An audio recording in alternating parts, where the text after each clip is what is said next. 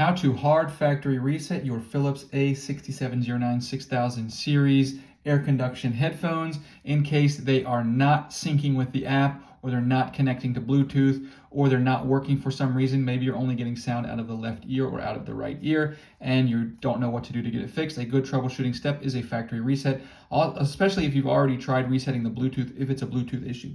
Now, it's really easy to do. All we're going to do is we're going to open the case up and have our earbuds in the case. And we're going to come around and find this button on the back. And all we're going to do is double tap that button and just keep an eye on what happens with the lights. That's how you'll know it'll work. So I have it back here, and then I'm going to come here and I'm going to double tap. Tap, tap. And this starts to beep. This goes through a series of beeps. Lights turn off. And then it comes back on and goes back into its normal pairing mode. So it goes through that little sequence of lights. It's in pairing mode, goes through that little sequence of lights, and then comes right back into pairing mode. It's now restored to its factory default settings and can be set up like new.